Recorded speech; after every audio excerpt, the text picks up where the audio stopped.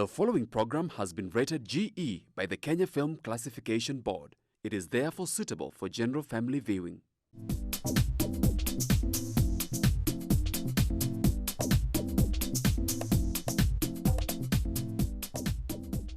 Hello viewers, welcome to Chungu cha Jamii. I'm your host, Eunice Mugo. Today on the show, we are talking about parents-teachers relationship. What are the struggles that you're facing in school, in relating with your teachers, in relating with the parents, as children being the center of their attention? This, we want to know how to salvage our children to be better people in the society and the community at large. Send in your question across all our social media networks. That's GBS TV Africa. Our SMS line is 21144. On the show, I'm not alone. I'm joined by a parent and a teacher who are going to help us to navigate through the question and the struggles that we want to solve today. So I will allow them to introduce themselves, starting with you, the lady. Hi, my viewer. My name is Jacqueline Waigwe. I am a beautician. I would say I'm a makeup artist by profession. And if you want to find us, you can find us through our Facebook page, that is Jackie Sue's Makeup. Thank you very much. That is our parent for today. And you, mister? Hi, everyone. My name is Moses Nyangweso, a trained psychologist, a teacher, and a religious leader. It gives me great pleasure to be here and shed more light on this main topic. Thank you. Thank you so much, Mr. Moses, for coming on board and honoring our invite today when you're talking about matters, parents and teachers' relationship. So to begin with, what are the things that we need to learn as the students are the center of attraction when it comes to the relationship between the parent and yourself? What are the things that you look up to when you're saying this is how to build a relationship between a parent and also a student to salvage in some of the struggles or the challenges that the students are facing? Well, thank you very much. I'm going to share what exactly should be done to enhance what we call a parent-teacher's relationship, because this is very key, with the focus being the student. Sure. I'll give, for instance, at Mountain View School, where parents and teachers work very closely. And number one, there is need of enhanced communication and collaboration. There is something I normally call tripartite relationship. A tripartite relationship simply means that the parents, the teachers, as well as the students, they are always communicating. This is very key. Why do I say it's very key? Because in the absence of that communication and collaboration, definitely something will go amiss. In most cases, in our schools, teachers do communicate through diaries. Some of this information might not reach home. So there is need of either the parent visiting the school or making a call to the specific class teacher just to know what is happening in school. The second one is very meticulous orientation program, especially to the new parents. Now, why am I talking about orientation program?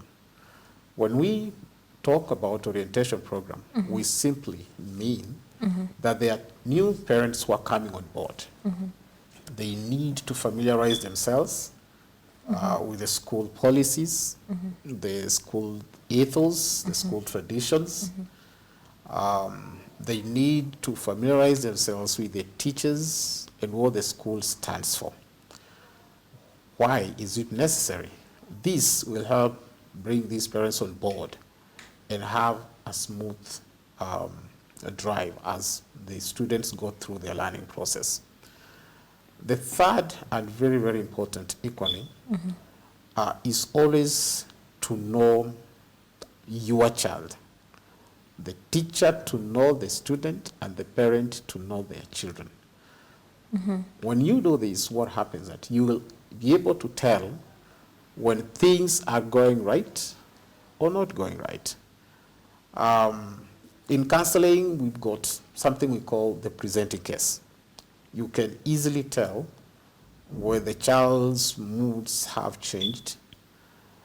This can be seen through their relationship with you as a parent or the teacher and the relationship with other pupils. Now, if this is not mitigated on time, it can trickle into underperformance. You can easily see grades going down. So knowing your child will help. Knowing your students as a teacher, you need to know their characters, their strengths, and their weaknesses, so that you're able to come to salvage whenever there is any change of character, performance, name them. Yeah. Thank you so much for that detailed insight. From a parent perspective, Jackie, maybe you can tell us, as Mwalimu has mentioned, understanding your child. How well do you understand your child? And in terms of communication, do you check the diaries every day, or how do they communicate from where your children are schooling? Okay, thank you so much. For me, I would say, let's start with the diary. For me, I always check the diary every single day. Because number one, I understand the homework that they are given or the assignments. Every time that they're given the assignments, it is noted down on the diary, and I have to sign the diary. So when they're taking back the diary, my signature must be there. So I must check. No matter what time I come back at home, I must check the diary. Okay? So about how much I know my child. I would say, as a parent, at times we tend to be so busy, right? We have businesses, we are busy at work, but I always create time for my children. Even if I come home at 9, I'll make sure my kids are awake, and I will do whatever it takes for me to be there for them. For the assignments, I'm the one who always checks the assignments, and I will correct them before they go to the teacher. So, at least it creates some connection between me and the child. Because I will also know the performance of the child. If at all I'm not going to be there to do the assignments, then I will not be a part of their performance in school, right? So every time that they have the assignments, I'm there. Now that they are on holidays, I give them my own assignments. If they have already finished their own assignments, I give them the assignments. Every time I go home, I go check the assignments and give them more assignments for the next day. At least it builds that bond between me and the child, okay? So at least I'm able to know how they're performing in school. Because you see, I'm not able to talk to the teacher every day. I might cheat myself and be like, the performance that I see on papers, that's what my child has. But you know, every time that I look at the books, I'm there with the child, I see whatever they're doing. If it's reading, I'm there for them. I make sure they read loudly for me to know, are they slow? Are they quick in reading? Yeah. Oh, that is nice. Also, maybe on you still, Jackie, Mwalimu has mentioned about Oriental, or when you're taking your student to a new school, also understanding what the school stands for, what is needed for you to avoid conflicts, and also seeing, am I ready to step into this school, or is this school also against my value, my belief system, such and such things? Do you think it is important for every school to borrow this as part of their routine? Or do you think it's of no importance? As long as I know which school I want to go to, I'm affording it, then that's it. Okay, as a parent, you must go with the school rules and regulations, no matter how big or small you are. Because number one, every organization has their own rules. Sure. We are not even, maybe let's not even look at schools. Every organization has their rules and regulations, and you have to follow them. So as a parent, it doesn't matter. I just have to go there and just do whatever the other parents are doing. If it's a rule, then I have to follow that rule. Whatever ethics they have put in, then I have to go with them. If I feel they're not good for me, then I'll go to another school. But as long as this is the school I have chosen, then I go with the ethics. Yeah, I will show the child, you see. I'll make sure I show the child, this is how we should do it, okay? If the teachers have said this is what we should do, then this is how we should do it, and we should follow this. Wow. Yeah, Thank you so much for that, also learning from a parent that you're also stepping forward on the same. Coming back to you, Mwalimu, things to do with mental health. From the research that I've had, from the interaction that I've done, the parents who have a good relationship with their children, they stand a better chance of mental health. And also the same when it comes to school. So if they try relationship that you mentioned between the teacher, the student, and the parent, Yes. is gelling on well in a base of bringing up the child in a better environment, that child is in a better position to grow mentally stable. But if he or she is exposed to the other way of parent not being there, also the student feeling or seeing that the teacher is not there to support, or the teacher is just on their case to maybe punish, to maybe beat, and also being subjected to the same at home, they feel lost and misplaced and end up suffering mental health. As a counselor, how do you help them for them to see and to overcome them being a victim and stepping forward to aspiring to be the better people? Thank you. I will respond to that question or to the entire discourse from in reference to my research that I did in 2019 when I was doing my master's in counseling.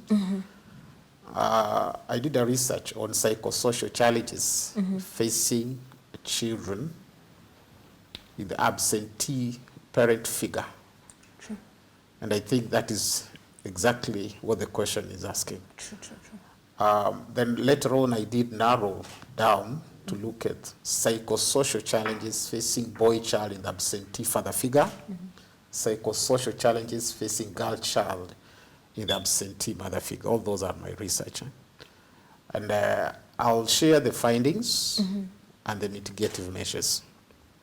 Number one, from my research, it is evident that a child which is brought up in an environment where there is deficiency of love, care, positive affirmation, that child will grow up with very low self-esteem.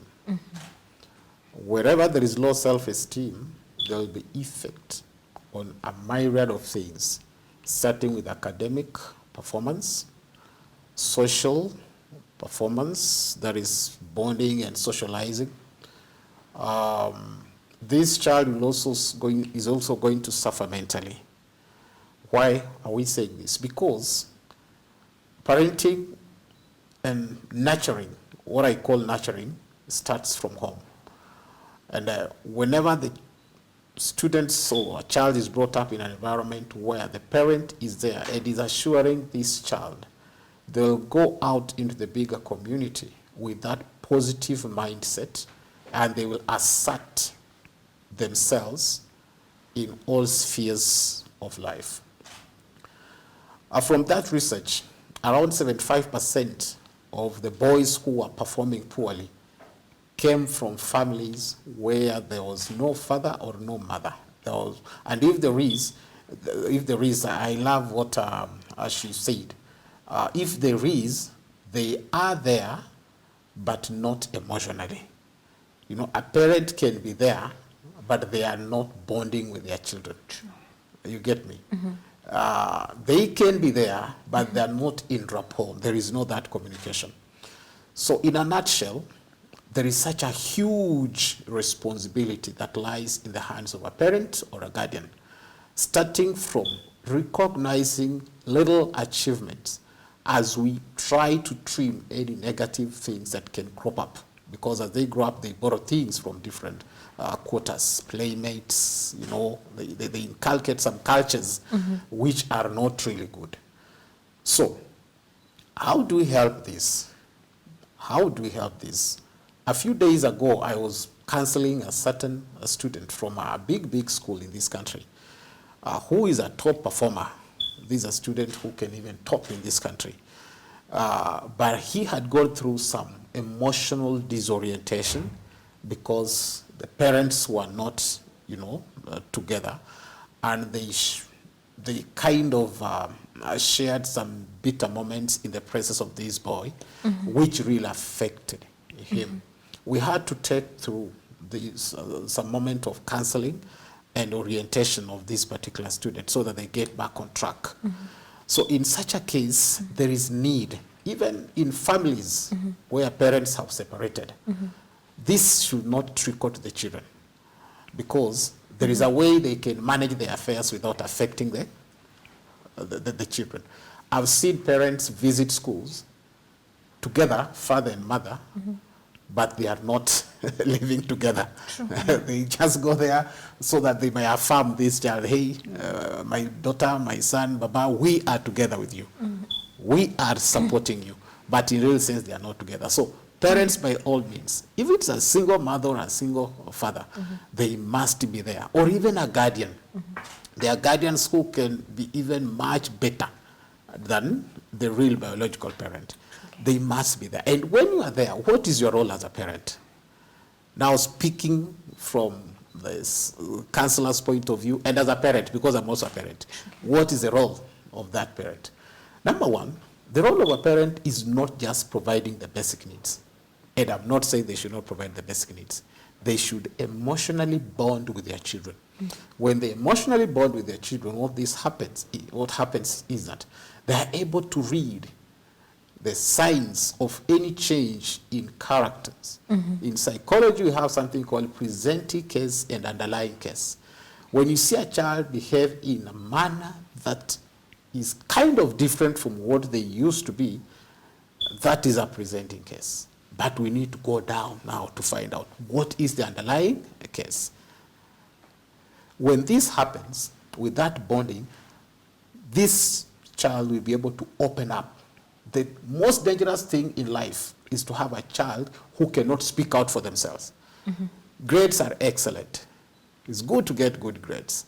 It's good to be a champion in academics, a champion in co-curricular activities. But a child who can express himself or herself, that child stands out to fit in the contemporary 21st generation than a child who is keeping to themselves, because they are able to speak out when things go wrong. That's why today we have come across children who are being abused. They're being abused by the teachers, by the parents, by the guardians, but they can't speak out. And I've seen this come out very strongly in a place like Mountain View, where children are really encouraged to be articulate, express themselves. That self-esteem and confidence will help, so long as it's done within the limited parameters of discipline and character, without losing that courtesy. So any child, just to respond to your question, any child who is out of the proper guidance at home, they will extend that at school. And then definitely there will be such a sharp difference between the child and maybe the school community. And by the end of the day, it can affect the relationship between the child, the teacher, the child, the parent, and then get at loggerheads. Sure. Maybe briefly, Jackie, you can tell us from a parent's perspective on the same, and also maybe to touch on how to build a child who can express and to be eloquent in what they are going through. Okay, thank you so much. I'm thankful at least I'm able to learn from a psychologist here. At least I'm learning something about learning a child emotionally. You know, as a parent, most of the time that is spent, it's spent in school. Most of the time. So every time that you're with your child, if you're not careful, you'll not even learn your child. You'll not even know what they're thinking or what's their next step, right?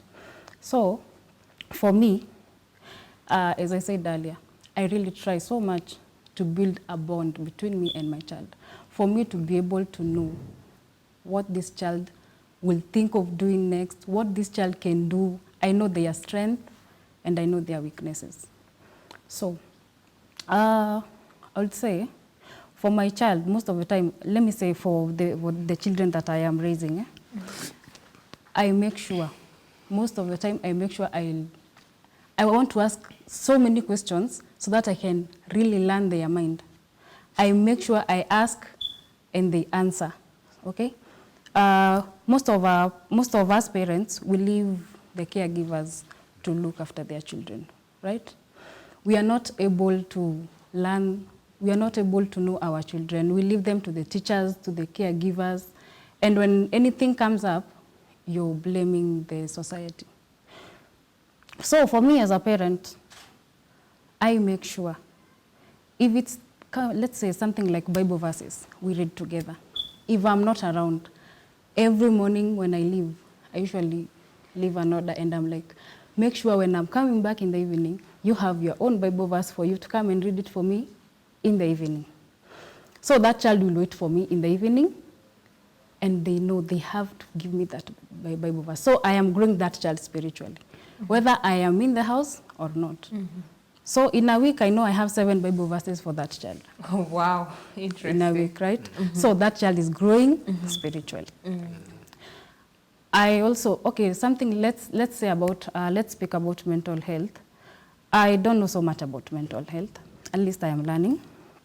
But at least, as long as you have stayed with your child for at least, you have grown your child to the years that you have grown with your child. So you know your child properly. You know your child very well. When you see something changing, you need to act very fast as a parent. Whether you're going to reach out to a psychologist, whether you're going to reach out to your partner, whether you're going to reach out to the teacher, you will know. As long as your child is changing, you will know. And you have to act. You don't have to wait. So maybe that's why we are having mental health in our children, because maybe most of our parents, we are very busy, we are not looking out for our children, we don't know what is going on in their minds. And when they go out there in the society now, things are going bad. Yeah. Thank you so much for that. Viewers, I hope you're learning and taking notes on the same.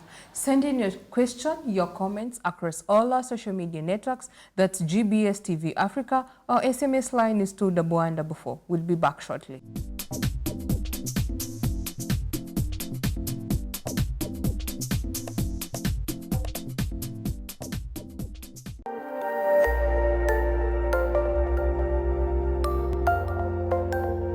Everywhere, GBS.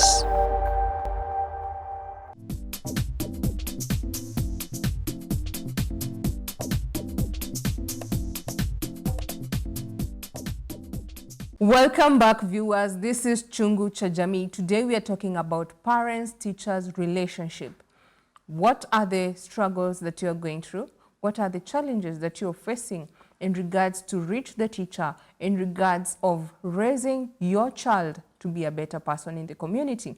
Send in your question, your comments across all our social media networks. That's GBS TV Africa. Our SMS line is 21144. So before we went on a break, Madam Jackie here had mentioned about not being well conversant when it comes to mental health.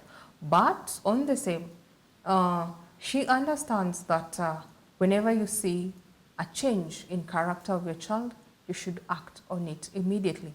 So coming to you, Mwalimu, as also a psychologist on the same, what are the things are we supposed to look out to in regards to this student, so that also a parent who is as Jackie, who is not well conversant with the mental health issues, what are the signs and symptoms to know, this child is going through ABCD and needs attention. You need to see a teacher. What are the changes of behavior that you've noted during this holiday that you need to look out, you need to reach out? Kindly take us through the same. Thank you.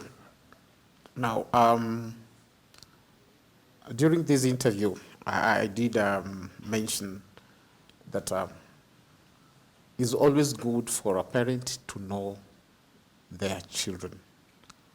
because when you know them, you are able to tell any drastic change in terms of character, in terms of academic performance, social relationship, because we also need, it's also good to mention that we need to know the stages in which our children are.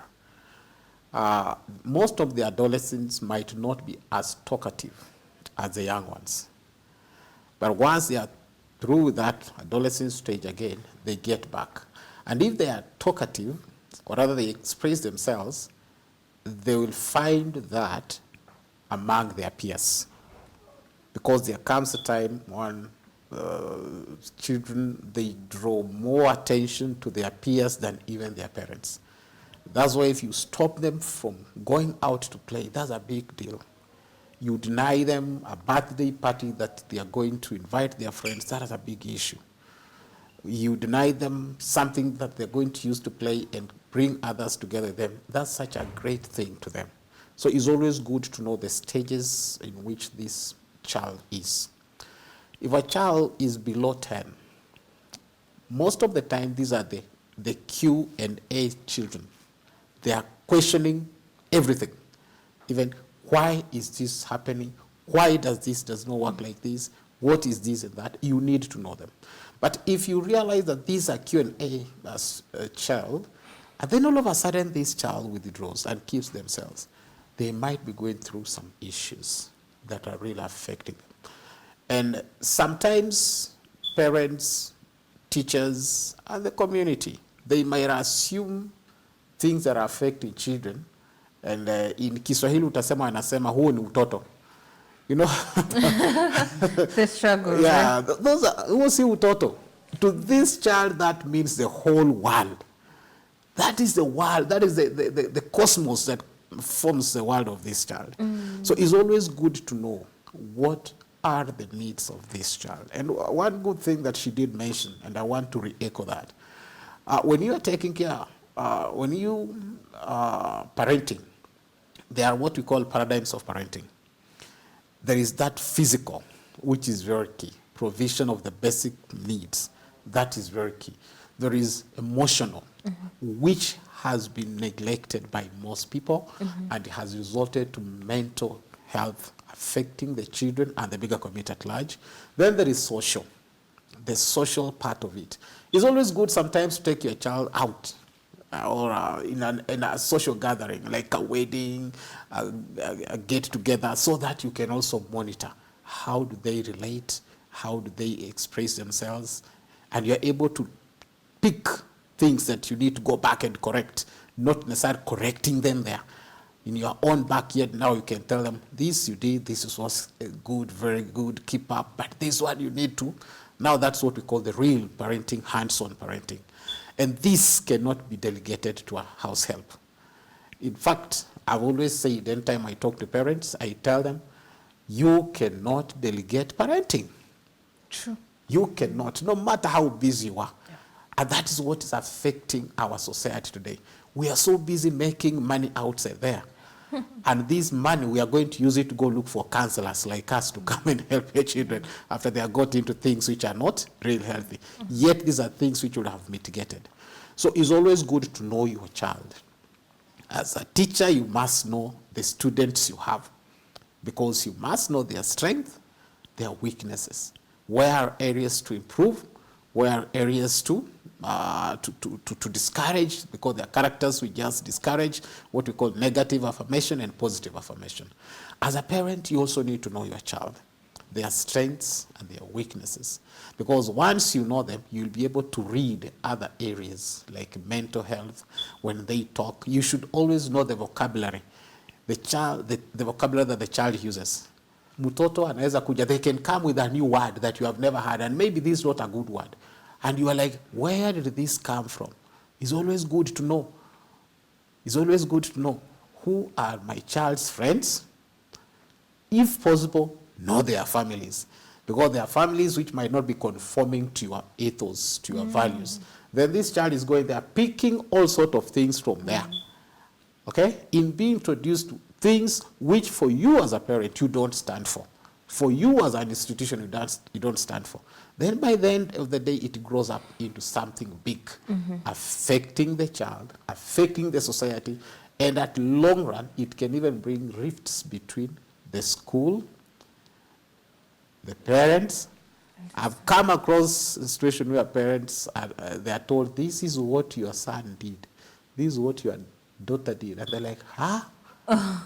This is not my child. You know? Because you don't understand. You don't understand your child. Yeah. You believe this child is just excellent. I really trust my children. But there are things when I'm told by my son, I have to listen to them twice. A question on that, maybe briefly. When you say encountering such scenarios of being told that your child is like this, and you're like, wow, I didn't know. Is it that they're pretending in our presence as the parent, that they're portraying their true character in front of the teachers, or vice versa? Yes, let me respond to that. And when I respond to that, I draw my inference from what Apostle Paul wrote to Titus in the book of Titus, chapter 2. When Apostle Paul instructed Titus to go put up a church in an island called Crete, because Titus was a spiritual son to Paul. Paul instructed Titus to go command the members of his congregation in Crete to order their private life. I will explain that. What did Paul mean when he said, and you, Titus, my spiritual son, I command you to teach the Cretans to order their private life, to order their private life, meaning they lived two lives in one. What the Cretans presented in the public, it is not what they really meant in their inner circles. In the inner circles, they had issues, underlying issues. But the presenting cases were so nice in the public. You get that?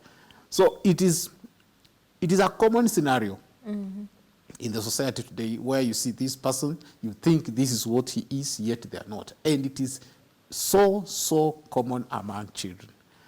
What a child will present to their parents, and I'm now speaking as a parent, might not be the real picture that they present at school. And that's why sometimes I encourage we parents and we teachers, sometimes you just stand somewhere to just see how your child is behaving. That's fine. From your perspective, what would you say on the same? Would you take his advice on standing somewhere, getting to see your child's character, behavior, how they interact? Also, he had mentioned about taking your children to social circles, taking your children out to events, to relatives, to cousins. When they are mingling and coming together, you get to understand how well they can share, how well they are accommodative, how well they are secure with their own things.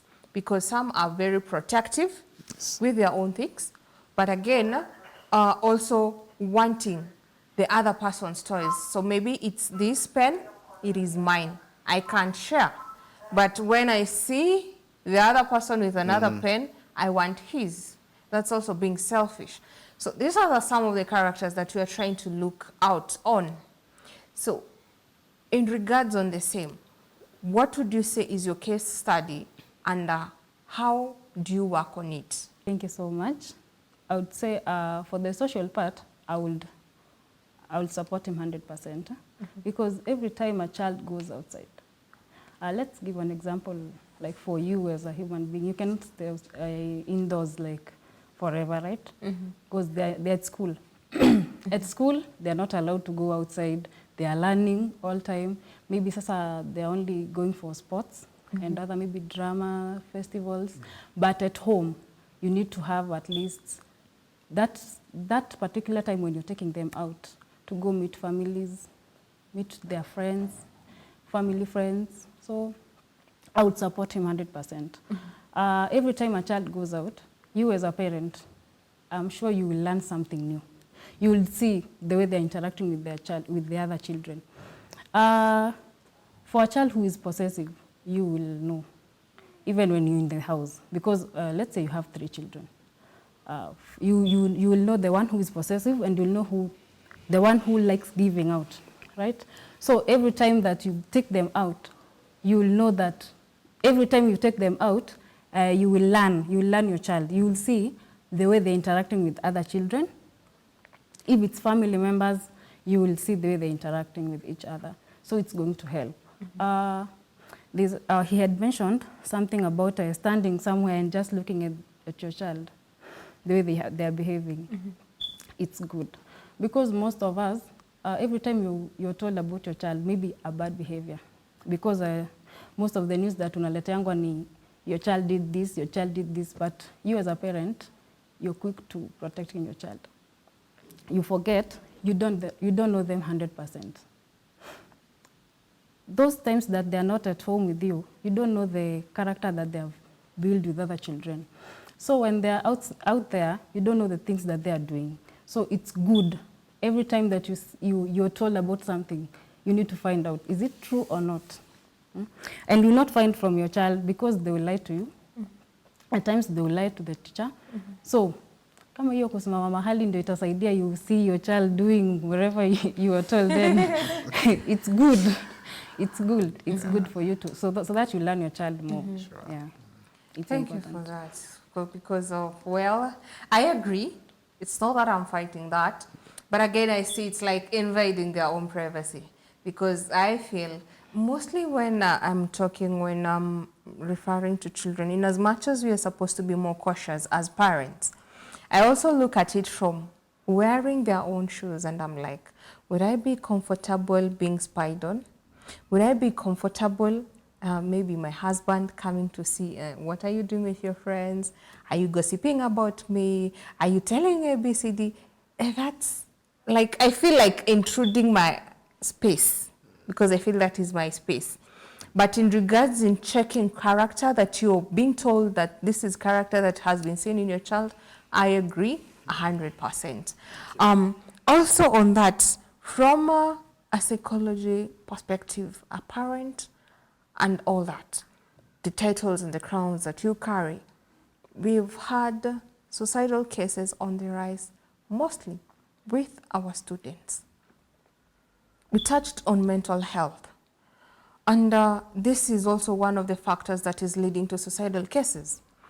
So, while you're talking to a parent, now that you are addressing these issues, what are the things that are leading to suicidal cases?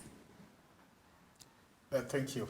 A very, very good question, contemporary in our society today. All this revolves around mental health. Parenting in the 21st century, the dispensation in which you and I are in, and the bigger community, has drastically changed. The youths that we have today are not like the youths we had even in 80s or 90s. The level of exposure is just very high. Technology has just moved everything a notch higher. And therefore, what comes and gets into these young people's mind is just humongous, to such an extent that some, they are not able to manage them.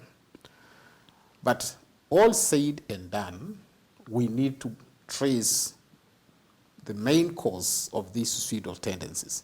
Now, before someone commits suicide, they have contemplated about it. Sure. It's not a one-time thing. Actually, when I talk about suicidal tendencies, I refer to it as a process. It's not an event. It's not a one-time thing. You cannot just wake up all of a sudden and say, I'm committing suicide. No. So that means there is something that has been going on in the mind of this particular person for a couple of days, weeks, or even years. So this person went through the process long time ago, and they were just waiting to mitigate it, or rather to have it happen. And this brings me to what Jesus was teaching on a number of issues like committing adultery, committing all this and that. He said, even thinking about it, you already committed it. So even thinking about suicide itself, you already committed it. So waiting for that particular, the opportune moment to actualize it. And I want to give you a case. I think last year there is a case that happened in some parts of Kisii, where a grade 6 student, name withheld, and even the village, committed suicide because she had got pregnant, and the grandmother was so rough on her, she chose to take away her life. Second case, a Form 3 student in South Nyanza areas of Migori committed suicide. Why? Because the mother took his phone, which he was using most of the time, communicating with the friends, the girlfriends and all that. Once the mother confiscated the phone, in the morning, the mother found the boy hanging on the tree, having committed suicide. So that means the whole night this boy was planning. Because I tried to imagine maybe that phone had some text messages to her girlfriend. Is it because you do not want to answer back to our parents or what? But before you answer that, let me take a quick commercial break. Viewers, I hope you're learning as much as I am. I hope you're taking notes. I hope you can send in your question and your comments across all our social media networks. That's GBS TV Africa. Our SMS line is 21144. We'll be back shortly.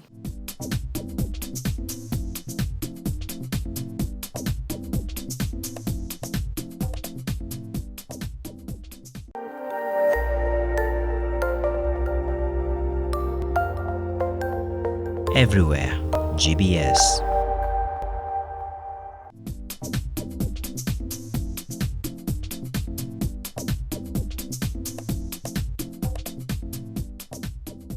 Welcome back, viewers. This is Chungu cha Jamii. Today we are talking about parents-teachers relationship. Before we went on a break, we were talking about suicidal cases on the rise with the students. And our counselor was helping us to understand reason as to why we are having these cases. So to you, sir. Thank you.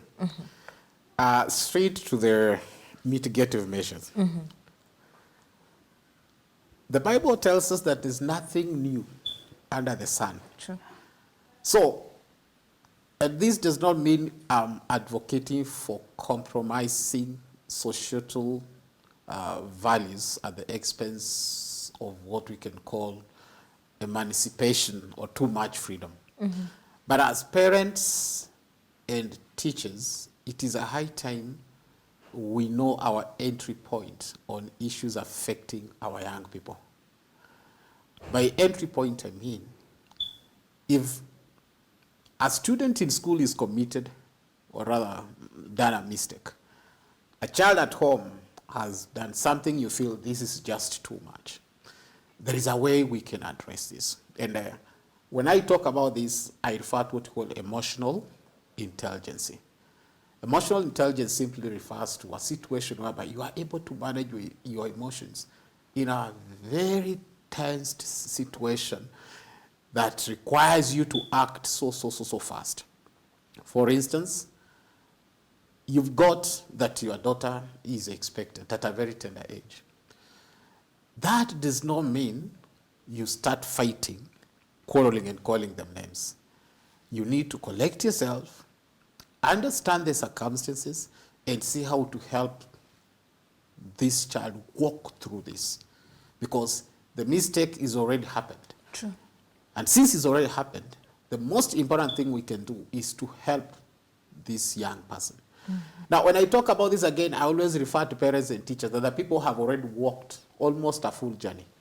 They have gone ahead of these young people. These young people, they are novices. They have no experience. They have not lived beyond what you have lived. Most of them are 13, 12, 15, 16. These are people who are still developing. So the chances are they're about to make a lot of mistakes. So if you see a mistake that will warrant you being out of yourself and maybe act, because sometimes these suicidal tendencies, they're done out of fear. They fear what will mom say?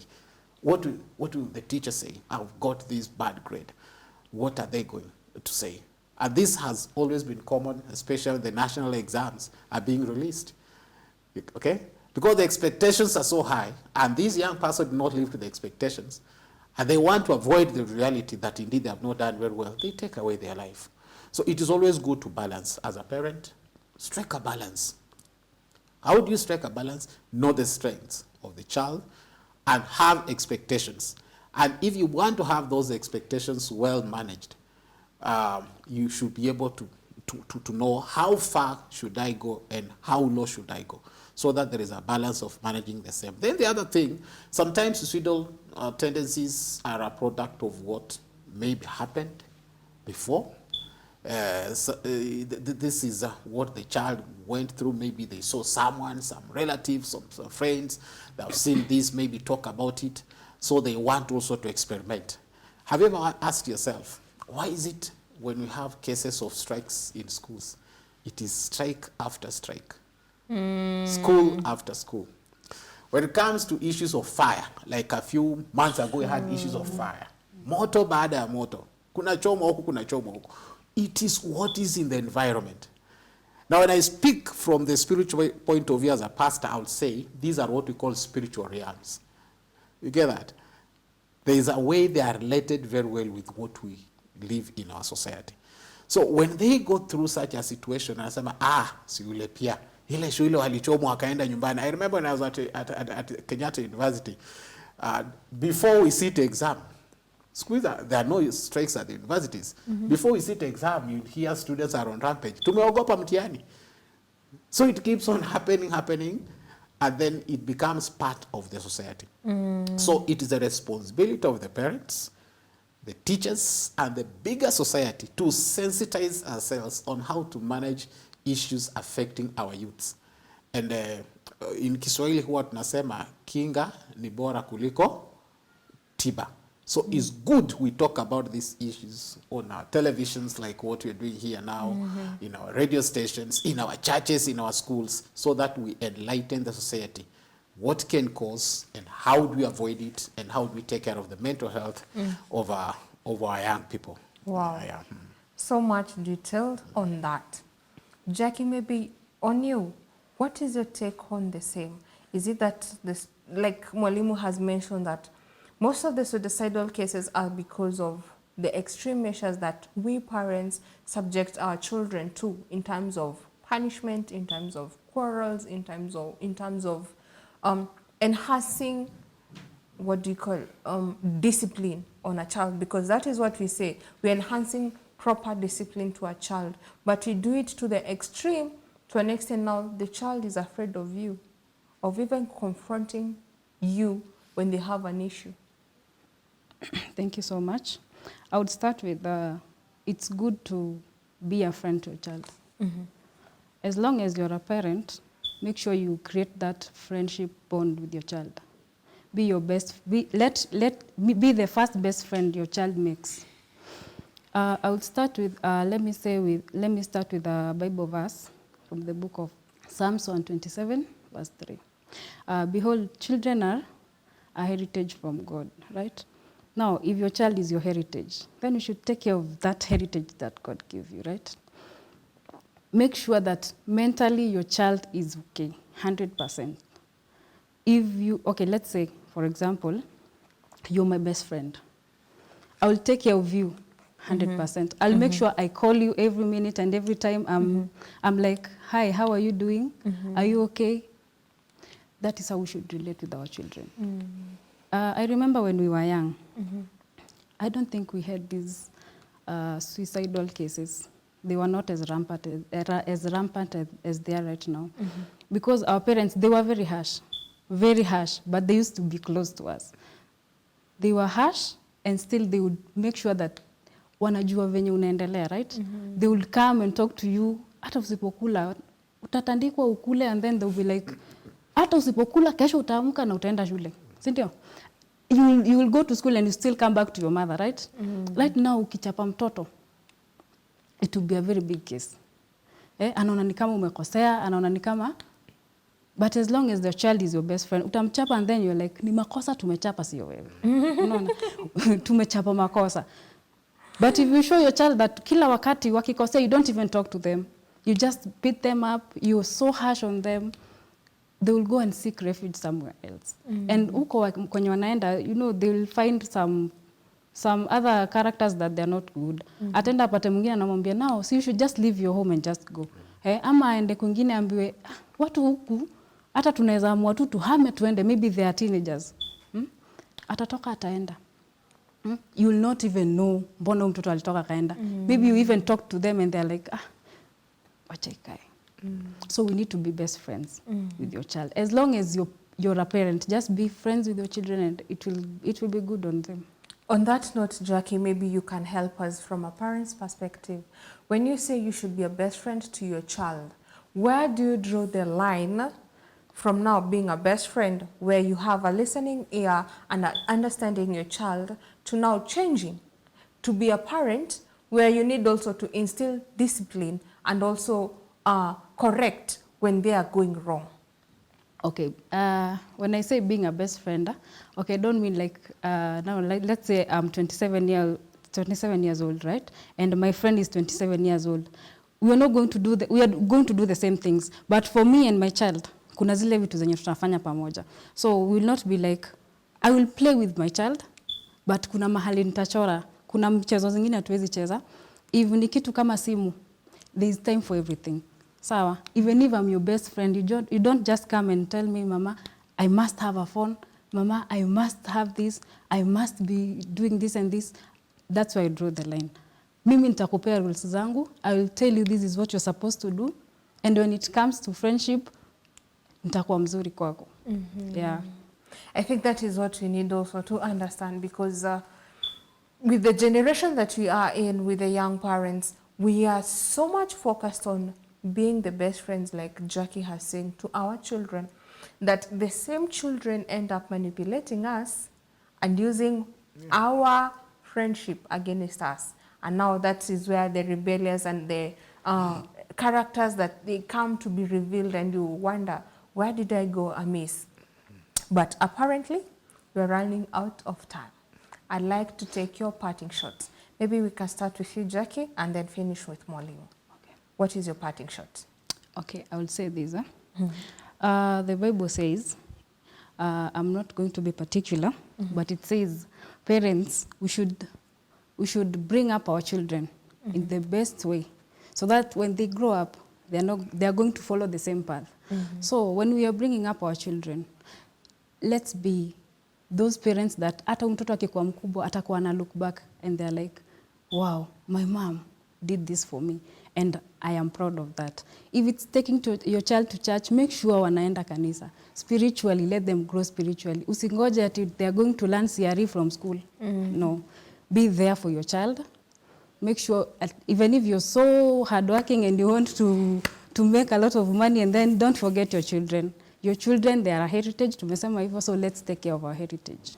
Yeah. Thank you so much. Mwalimu?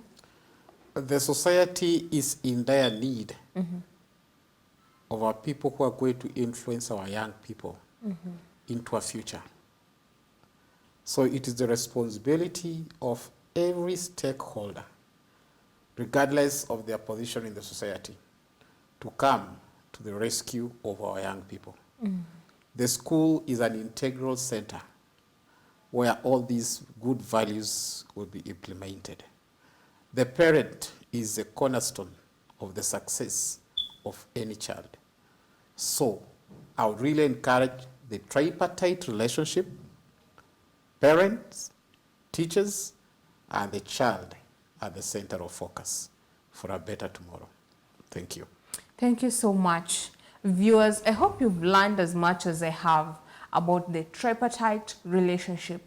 The child being in the center, that you're supposed to come together, genuinely the teachers, learn, understand your child, their weaknesses, their strength, where you need to embrace, embrace, where you need to correct, correct, with all power and authority that you have as a parent and also as a teacher. Let's continue this conversation across all our social media networks. That's GBS TV Africa. Our SMS line is 21144. Till next time, goodbye.